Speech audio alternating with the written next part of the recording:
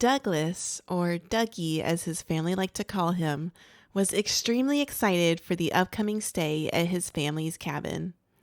He was about to turn 9 this summer, and finally he was starting to feel a bit more independent and less like a little kid. Dougie was a very charming boy with blonde hair and blue eyes and a beaming grin. And while he had a slight speech impediment, it definitely didn't hold him back from whatever he wanted to do. He had a huge love for the wilderness, having grown up visiting his family's cabin and the land surrounding it his entire life. Dougie's family marveled at his love for the forest so much that they referred to him as a mini woodsman. His mother, May, always took him to this big cabin every summer. It was a historical cabin built all the way back in 1891 in the Adirondack Mountains. The Adirondack Mountains are a mountain range located in the northeastern part of New York State.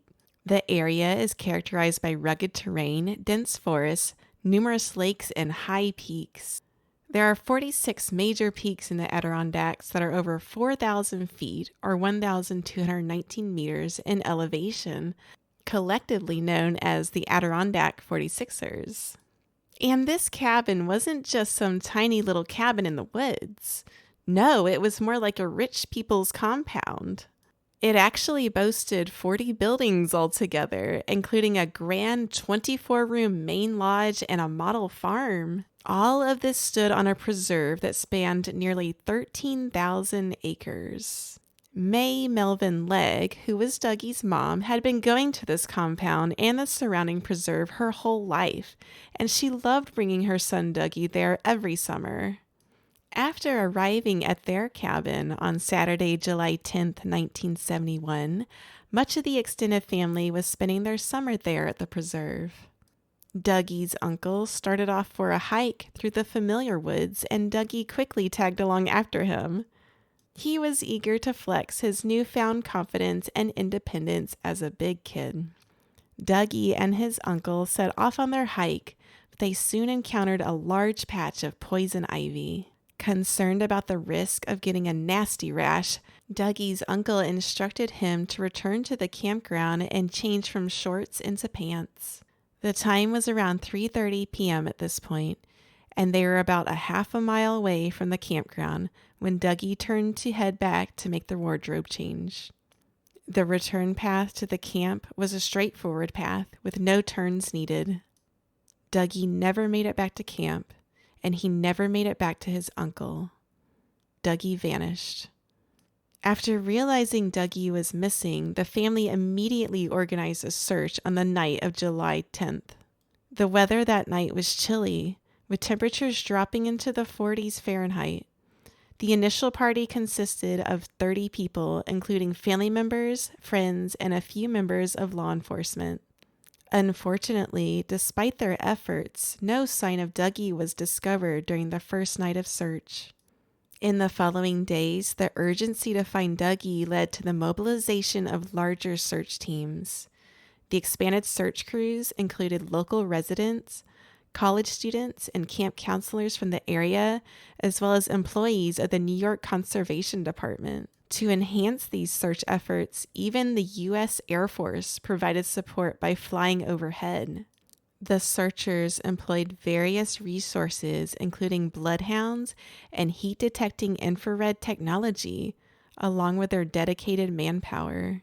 Despite the extensive search and commitment of multiple individuals and agencies, the fate of young Dougie remains a mystery, leaving his family and the community deeply concerned and hopeful for his safe return. A bloodhound managed to pick up a scent, but unfortunately, it was lost at the edge of a swampy pond. In an attempt to find any clues, the pond was drained and meticulously dragged, but no significant findings were made. Subsequently, sneaker tracks were discovered about 2 miles away at Ward Pond on the 5th day of the search. However, heavy rain washed away any possibility of the tracking dogs picking up a scent from the tracks. The family, desperate to locate Dougie, hired an elite search team comprising of over 20 seasoned mountain men from the California Sierra Madre Mountains. Despite their expertise, this second effort also yielded no results. As the weeks passed, hope dwindled, and after 6 weeks of extensive searching, the State Department decided to call off the official search operation. The mystery of Dougie's disappearance remained unsolved, leaving his family and the community devastated and heartbroken. As the search for Dougie continued, the lack of any concrete leads fueled speculations and rumors, with fingers pointed at relatives, friends, and others in the community. However, the police never openly accused any family member. The prevailing theory is that he got lost and drowned in the wilderness. After Dougie's disappearance, his family could not bear to return to the campsite where they last saw him.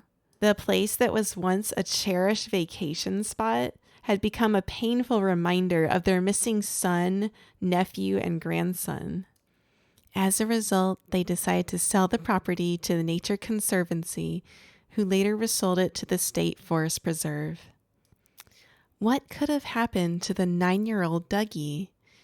In only a span of a half a mile, how does a human being go missing without any trace or clues as to what happened?